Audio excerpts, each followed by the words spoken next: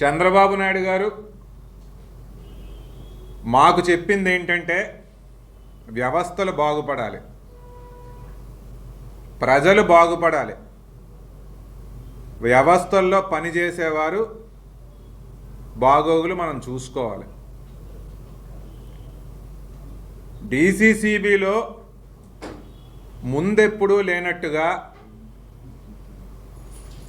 మళ్ళీ ఒక 20-30 సంవత్సరాల వరకు జరగదన్నట్టుగా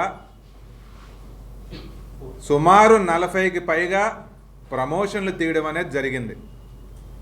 వేరియస్ క్యాడర్స్లో ఏజీఎంస్ అవ్వనివ్వండి, చీఫ్ మేనేజర్స్ అవ్వనివ్వండి, మేనేజర్స్, అసిస్టెంట్ మేనేజర్స్ కూడా. అదే రకంగా ఇంకొక 25 స్టాఫ్ అసిస్టెంట్స్ పోస్ట్ కోసం కూడా త్వరలో నోటిఫికేషన్ రాబోతుందని ఈ సందర్భంగా తెలియజేస్తున్నాం.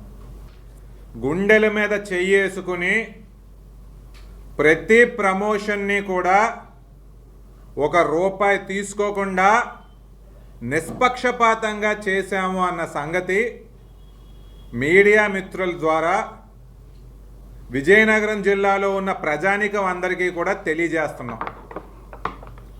ఒక్క హామీ ఇస్తున్నాం, ఈ వ్యవస్థలో ఉన్న వాళ్ళందరూ కూడా, ఈ 200 మంది ఉద్యోగులు ఎవరైతే ఉన్నారో, మన జిల్లాలో ఉన్న 1,00,000 రైతుల కోసం మా ఉద్యోగులందరూ కూడా అహర్నిశలు శ్రమిస్తున్నారు.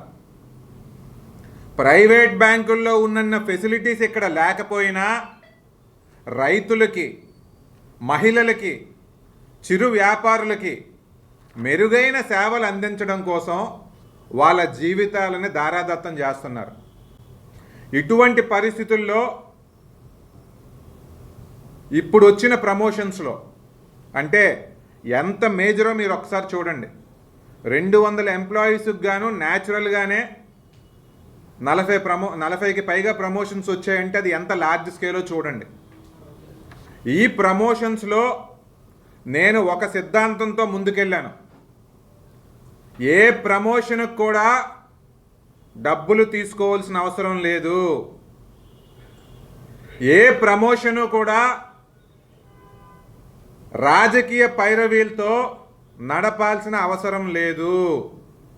ఎందుకంటే ఇక్కడ పనిచేస్తూ ఉన్న ప్రతి సిబ్బంది ఈ జిల్లాకు సంబంధించిన వాళ్ళు, ఎక్కడ పనిచేస్తున్న ప్రతి సిబ్బంది స్థానికతతో ఉన్నవాళ్ళు, అందరూ కూడా కష్టపడిన వాళ్ళే.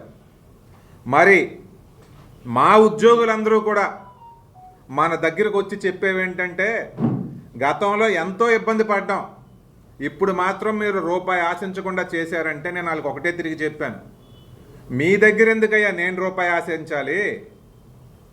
మీకు కాకపోతే పక్కన వాళ్ళకి ప్రమోషన్ వస్తుంది, మీకు రావాల్సిన ప్రమోషను మీకు ఇవ్వడం కోసం నేను ₹1 తీసుకోవడం ఏంటి అని చెప్పడం జరిగింది.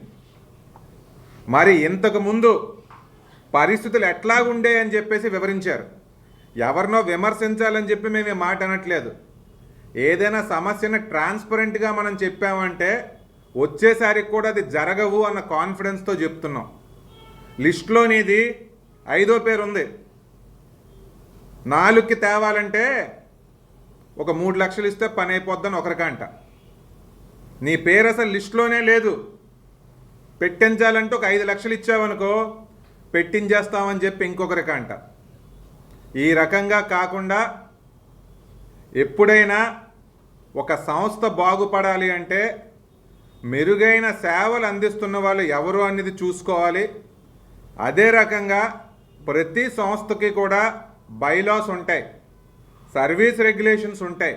ఆ సర్వీస్ రెగ్యులేషన్స్ చూసుకుంటూ నిష్పక్షపాతంగా అందులో ఎవరికి ఎన్ని మార్కులు వస్తాయంటే అలా ఇచ్చుకుంటూ ముందుకెళ్ళిన నాడు ప్రభుత్వ రంగ సంస్థలు బాగుంటాయి. తద్వారా ప్రజలకు మనం చేయగలిగిన మంచి కూడా బాగుంటుంది అని చెప్పి ఈ సందర్భంగా తెలియజేస్తున్నా. డీసీసీబీ కోసం మీరంతా ఒకటి తెలుసుకోవాలి. డీసీసీబీ అనే కాదు, ఏ ప్రభుత్వ రంగ సంస్థ అయినా సరైన వ్యక్తిని మనం ప్రమోట్ చేసుకున్నామంటే, సరైన వ్యక్తికి మనం అవకాశం ఇచ్చుకున్నామంటే 3 పువ్వులు 6 కాయల్లాగా సంస్థలనే ఉంటాయి. ఆ రకంగా అందరూ బాగా పనిచేస్తూ ఉంటారు.